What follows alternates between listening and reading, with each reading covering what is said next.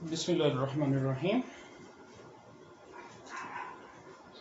आज हम करेंगे स्केलर प्रोडक्ट और डॉट प्रोडक्ट। इससे पहले हम addition of vectors by head to tail rule, subtraction of vectors by head to tail rule, addition of vectors by rectangular components और subtraction of vectors by rectangular components कर चुके हैं। आज हम प्रोडक्ट ऑफ वेक्टर्स पढ़ेंगे। ये दो तरह के होते हैं। सबसे पहले स्केलर प्रोडक्ट पढ़ेंगे, इसके बाद वेक्टर प्रोडक्ट आता है वो पढ़ेंगे। लेकिन स्केलर प्रोडक्ट आज की डिस्कशन में शामिल होगा। अब इसमें देखें कि कंसीडर टू वेक्टर्स से, एक है ये ए वेक्टर और ये आपका बी वेक्टर, और ये इन दोनों के दरमियान एंगल थीटा। याद रखिए दो वेक्टर्स के दरमियान एंगल जो होता है वो उन दोनों की टेल्स को एक पॉइंट पे ज्वाइन करें, और जो उनकी डायरेक्शंस के दरमियान एंगल होता है वो उन दो वेक्टर्स के दरमियान एंगल होता है। अब देखिए, जैसे मैंने फिगर बनाई वेक्टर ए और वेक्टर बी, इसमें दो एंगल्स हैं, एक एंगल ये और दूसरा एंगल ये। तो आपने स्मॉलर एंगल लेना है, बड़े वाला एंगल नहीं लेना। तो वेक्टर्स के दरमियान हमेशा स्मॉलर एंगल लेना है, या दूसरे लफ्जों में या सिंपली आप ये कह सकते हैं कि ये एंगल जो है बिटवीन द टू वेक्टर्स वो हमेशा लाई करेगा 0 से 180 के दरमियान। तो इसको डिफाइन इस तरह से करते हैं कि let A and B are two vectors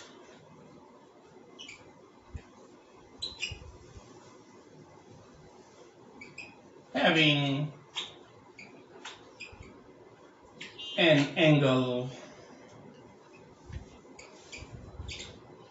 theta between them,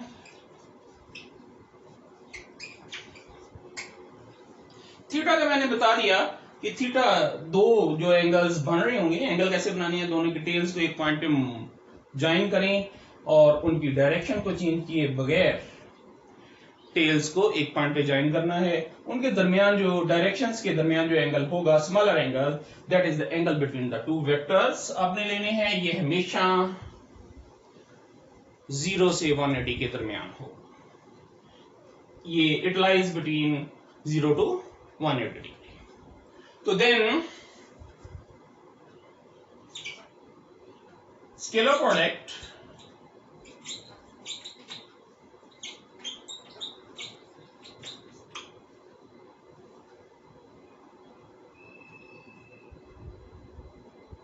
is defined as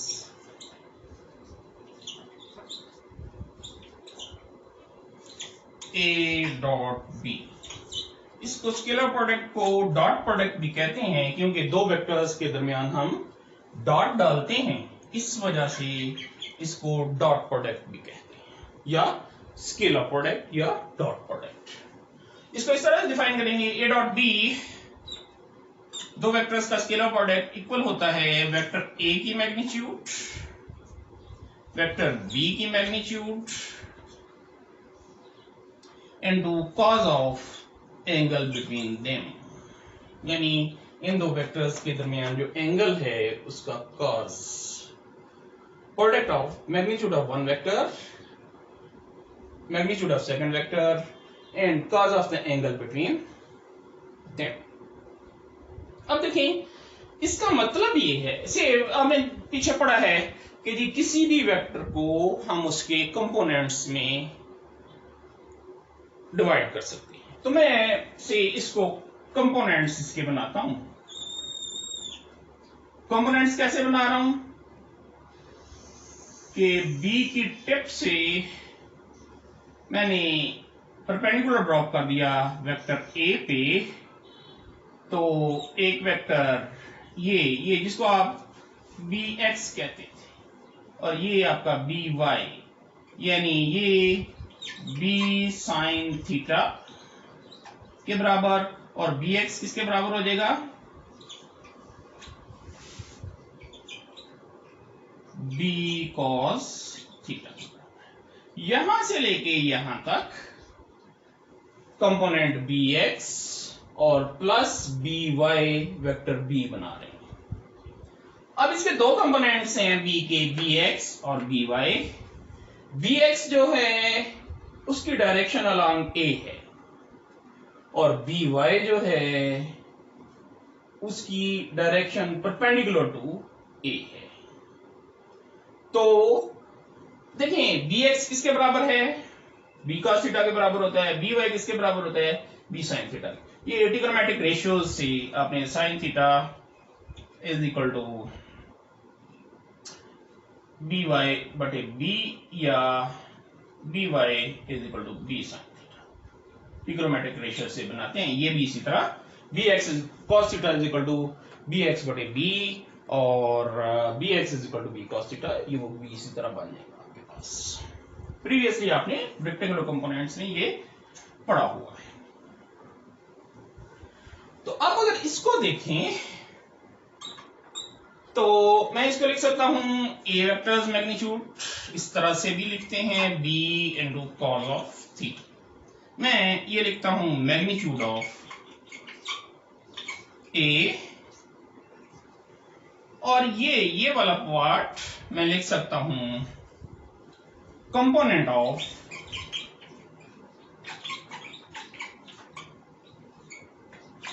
b vector along a vector.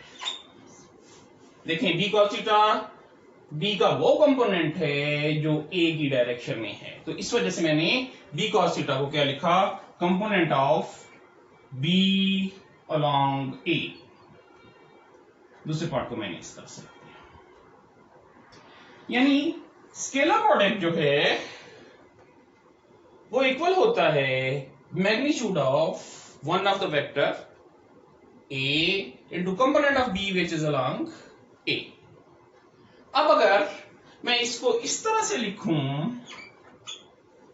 इस पोर्शन को a cos theta into b या simply b a cos theta, क्योंकि ये सारे नंबर्स होंगे, मैग्नीट्यूड है, number है, magnitude है, नंबर है, cos थीटा भी नंबर है, तो कॉम्यूटेटिव लॉ यानी आगे पीछे आप लिख सकते हैं।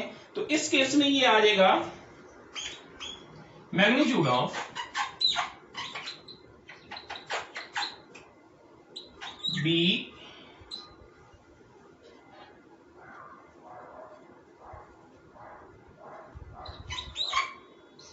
into component of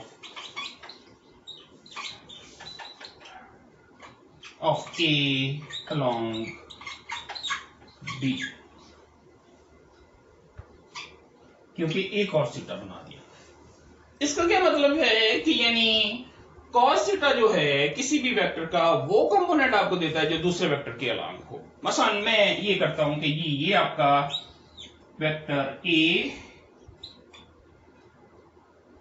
ये आपका वेक्टर b,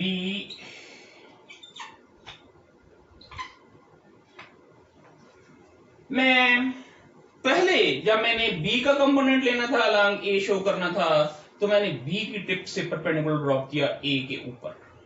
अब चूंकि मैं चाह रहा हूं कि component of a along b show करूं, तो मैं क्या करता हूं कि इससे परपेंडिकुलर ड्रॉप करता हूं इसके ऊपर। ये एंगल 90 डिग्री का होना चाहिए।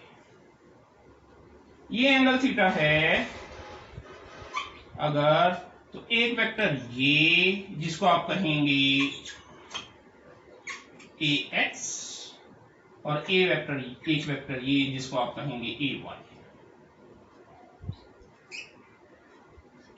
ये a का x कंपोनेंट, ये a का y कंपोनेंट। इसमें मैं एक और चीज बता दूं कि x एक्सिस आपने हमेशा पहले x एक्सिस और y एक्सिस के साथ एंगल लिया था, तो एंगल लाजमी नहीं कि एक्स एक्सिस के साथ ही हो, किसी भी वेक्टर के साथ हो सकता है। तो जो यानी ट्रायंगल बन रही होगी, जिसके साथ एंगल बन रहा है उसके साथ वाली साइड एक्स ले लें और सामने वाली साइड वाई ले लें, जिसको परपेंडिकुलर आप बोलते हैं, क्योंकि यहां पे भी आपका ये एक्स, ए अगर वेक्टर है, ये ए एक्स, ये ए बन रहा था, सामने वाली साइड वाई, सामने वाली साइड एंगल की सामने वाली साइड वाई, और ये एक्स। ये आपके पास है ए साइन थीटा और ए एक्स इसके बराबर होगा ए कॉस थीटा, यानी ए कॉस थीटा वो कंपोनेंट है ए का, component of A along B, जो बी के अलोंग है।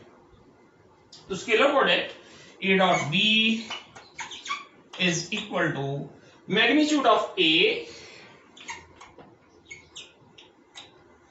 Into component of B along A, ये ले लें, या ए डॉट बी आप ले लें magnitude of B component of A along B, यानी एक वेक्टर की फुल मैग्नीट्यूड और दूसरे वेक्टर की उतना हिस्सा जो पहले के अलोंग है। यानी अगर ए ले रहे हैं तो component of B along A कर लें, और बी ले रहे हैं फुल मैग्नीट्यूड तो component of A along B कर लें। यानी दूसरे वेक्टर का वो हिस्सा यूज होगा जो उस वेक्टर के अलोंग है।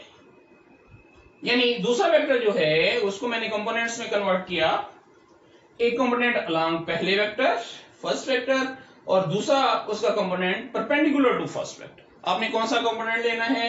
जो अलोंग फर्स्ट वेक्टर है उसका प्रोडक्ट विद फर्स्ट वेक्टर, और दूसरा क्या है? कंपोनेंट ऑफ बी अलोंग ए, यानी दूसरे वेक्टर का वो हिस्सा जो पहले वेक्टर के अलोंग है।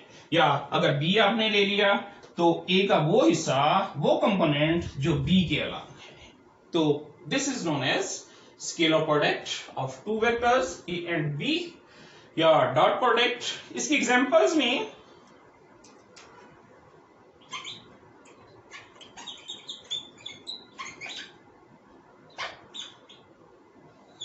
कुछ फिजिकल क्वांटिटीज ऐसी होती हैं जो स्केलर प्रोडक्ट को फॉलो कर रही होती हैं, तो उनको हम एज ए स्केलर प्रोडक्ट लेते हैं। मसलन वर्क, सबसे पहले एफ डॉट डी, इसमें F is force, D is displacement which is along F. आपने किया था डिफाइन वर्क को, work is equal to product of force and displacement in the direction of force, या दूसरे लफ्जों में आप इसको लिख सकते हैं F D cos of theta. यानी ये फोर्स की मैग्नीट्यूड और ये D cos theta, component of D displacement which is along force. दूसरी एग्जांपल पावर है एफ डॉट वी। तीसरी एग्जांपल मैं अब देता हूं आपको फ्लक्स, वाटर कर लें v dot a, v is velocity of water and a is area. देखिए मैं कहता हूं कि v डॉट a से पानी इस डायरेक्शन में फ्लो ऑन कर रहा है। अगर ये एरिया है किसी सरफेस का, जब किसी सरफेस के साथ हम डायरेक्शन एसोसिएट करते हैं तो उसको वेक्टर एरिया कहते हैं। मैंने इससे ये एरिया लिया और इसके साथ direction perpendicular to this area इस डायरेक्शन में कर दी, तो ये आपका वेक्टर एरिया हो जाएगा। अब देखिए, अगर मैं v डॉट a लेता हूं, वेलोसिटी इधर से इधर को, और एरिया भी अलोंग दी डायरेक्शन, ये डायरेक्शन है एरिया की, वेक्टर एरिया की, वो भी वेलोसिटी के अलोंग, तो फ्लक्स इसमें से पानी इस एरिया में से जो बहेगा वो मैक्सिमम होगा, फ्लक्स मैक्सिमम होगा फाई ई डॉट ए। जब मैं एरिया को परपेंडिकुलर टू डायरेक्शन, वेलोसिटी की डायरेक्शन की कर देता हूं इस तरह से, तो अब इस एरिया में से कुछ पानी ऊपर से गुजर रहा होगा या नीचे से गुजर रहा होगा, इस एरिया में से कोई पानी नहीं गुजर रहा, फ्लक्स जीरो हो जाएगा। तो लिहाजा अगर दो वेक्टर्स की डायरेक्शन सेम है तो फ्लक्स मैक्सिमम यानी एरिया, वेक्टर एरिया की और वेलोसिटी की, और अगर परपेंडिकुलर है तो फिर फ्लक्स जीरो, और जैसे जैसे अलांग करते जाएंगे फ्लक्स आपका बढ़ता जाएगा।